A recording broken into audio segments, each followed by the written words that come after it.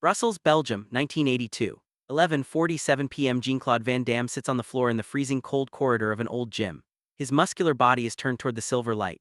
His face is covered with bruises from the punches he took. His mouth tastes of blood. His hands are shaking, but no one will see the trembling because Van Damme is alone, completely alone, because tonight all his expectations in life are about to be shattered. Everything will change in an instant.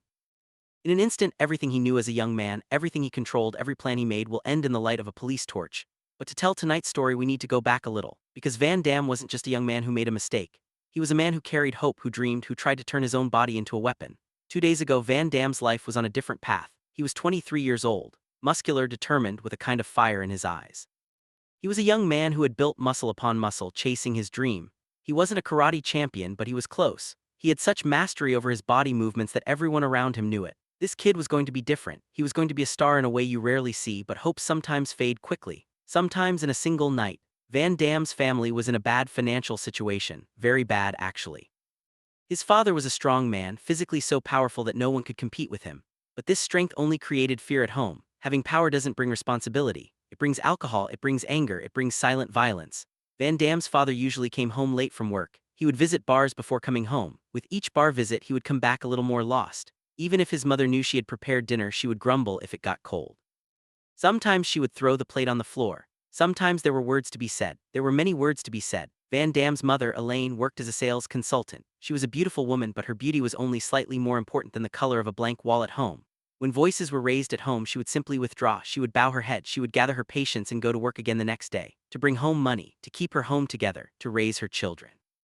Van Damme was the youngest child. There were 3 siblings. They were all trying to find their own way, but Jean-Claude had made a different choice. He would turn his body into a weapon. If he succeeded in martial arts, maybe he could save his family. Maybe he could force his father to be proud. Maybe the voices, the shouting, the breaking glasses inside the house would stop. Maybe, just maybe, he could earn some money and end the bad days. So he worked from morning till night.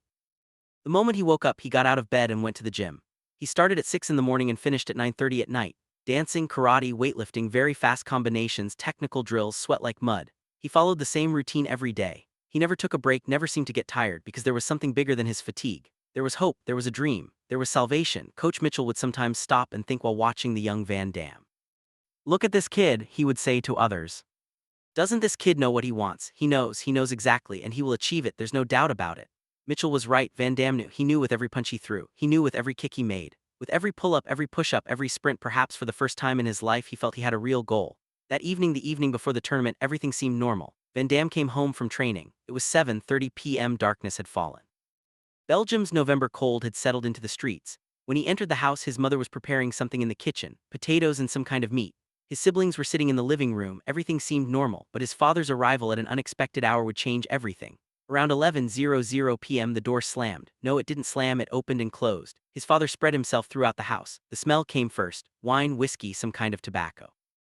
The heavy footsteps and a kind of grumbling that followed the smell, as if the house didn't belong to him, as if he were invading it.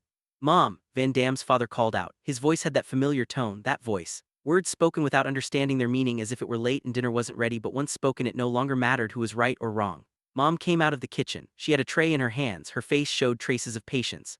"Hello, my dear," she said. Her voice was thin, controlled, like a dog barking at another dog. Van Damme's father shifted his gaze from Mom to the children, to the living room. "This house is a mess," he said. "No order, no cleanliness. What are you doing here?" There was more to say, but the tone of his voice had already ended the conversation. Jean-Claude was upstairs, lying in bed in his room, listening to this. He lifted his head from the pillow. Outside the window it was dark. He was uneasy. He recognized this voice. He knew what would follow this voice, and what came was expected. His father walked towards his mother. His mother backed away. His father began to raise his voice, because she hadn't done the chores, because she hadn't brought home any money, because there was no order in the house. With every word his voice grew thicker. With every movement the threat of violence increased. Van Damme wanted to go downstairs, but he didn't, because going downstairs meant intervening. Intervening meant defying his father. And Van Damme had learned over the years that defying his father only made things worse. So he listened. A glass broke. Then the voice rose a little higher. A crying voice. Wasn't it his mother? Then his siblings' loud voices. Voices, confusion, chaos. Everything suddenly seemed to have broken into individual pieces. The house had become not a whole but enemy territories. Van Damme looked outside through the open door. He stood at the top of the stairs. He saw his father. Arms open, face red, a being completely different from the father he knew at that moment. This was his ghost, his father who was not his father. His father stood at the foot of the stairs. His eyes looked at Van Damme as if he were seeing his child for the first time, but there was no love in those eyes, no recognition, only a kind of anger, a random anger, an anger poured out on everyone. You, said his father, you train, you do heavy sports, you look after yourself, but you can't look after your home, your family. What good is your strength? Your strength is useless here. Van Damme said nothing. He never said anything. Because there was no point in saying anything. Words wouldn't bring back what had already been lost. Words would have to wait until his father sobered up. So Van Damme left the house quietly. He opened the door quickly, closed it quickly. He went out into the yard, he went out into the street, and he started running. He ran, the sounds were left behind, fear was left behind. The house was millions of miles away, only running, only air, only perhaps the possibility of escape. As he moved away from the center, the streets emptied. The lights dimmed. The silence of the Belgian night enveloped Van Damme. What time was it? He didn't know. Where was he going? He didn't know. He just wanted to get away from here. He just wanted to get away from all the sounds he could hear. His feet took him to the Spartan Sports Hall. The gym was closed. It was closed at 11 p.m. There was no legal way for him to get inside. The door was locked. The windows, high up, were dark. But Van Damme saw a window right under his nose. It was the bathroom window. The lock was held in place by a simple metal bar and 2 screws. Van Damme found a rock, a small old stone that had been lying outside for years. 3 strikes. He broke the glass, there was a sound, but since it was 11 p.m. no one heard it, probably. The unlikely possibility could have stopped Van Damme, but did it? No. Getting inside wasn't difficult. He climbed from the window onto the toilet. From the toilet he climbed down into the hallway of the living room. He stood in the hallway for a moment, dark, silent, cold. The silver moonlight washed over some lights coming from the street, and then he walked to the center of the living room. There was a heavy sandbag in the corner, a pull-up bar, a few dumbbells. In the center of the gym, a large punching bag, sandbags. These were things Van Damme knew. These were under control. These were familiar. Van Damme faced the bag. 1 minute. 2 minutes, 3 minutes, punches, kicks, rotation, speed, all done silently in the dark, but his body warmed up, his heart raced, sweat began to pour, muscular movements returned to him. Fear gave way to a kind of desire to take control. Again he began to grasp something, perhaps again over his own body, perhaps a kind of feeling of dominance. For 5 minutes nothing happened. In the 6th minute the door opened. The light from the police torch shattered the darkness inside the bag. Van Damme froze, a few inches from the bag, his hands still raised, his face toward the light coming through the narrow doorway. Stay still, the voice was Flemish, angry and authoritative, coming from a policeman. Raise your hands now. Van Damme wanted to do it. He really wanted to, but what if his body remained mobile while his mind lagged behind? What was in his mind? Fear, panic, the urge to flee. The urge to flee prevailed. Van Damme started running towards the door, but where would he run to? There were other police officers outside the door, but he saw only one option: escape. The police officer lunged at him, a young officer maybe in his 30s, a cop with a belt and a baton. A collision, a struggle, a police collar against a young man's attempt to escape. Van Damme was very strong, he was very fast, but the police were also experienced. He was thrown to the ground. His hands were held behind his back. He was handcuffed violently. Are you a thief? He was asked. Van Damme couldn't answer because he couldn't say anything, because anything he said would drag him deeper. He was more than just a thief. He was a young man on the run, running from fear, running from despair, running from his father, perhaps running from himself. In the police car he didn't say a word, he didn't speak. He just sat there as obediently as possible in the back seat, in the dark. The police station was bright, very bright. Neon lights lit up every corner, police officers, papers, files on the tables. A few phones were ringing, other prisoners, a few people in cells, mouths open, eyes closed. He was taken in for questioning. Why did you go in there? Asked the police officer. Van Damme tried to answer. He wanted to train, just train. Train at 11 o'clock. The policeman smiled, condescendingly, cleverly. Van Damme told the truth. He left home. He had to go somewhere. That place was the gym. The interrogation continued, charges of breaking down the door, allegations of attacking the bag. The gym owner later returned and said Van Damme had struck the bag hard enough to break it. Even charges of theft were brought up. Maybe you were looking for electronics money, said the police. Van Damme had no lawyer, so he couldn't defend himself. Everything he said was misunderstood. His silence was also interpreted as guilt. There was no way out.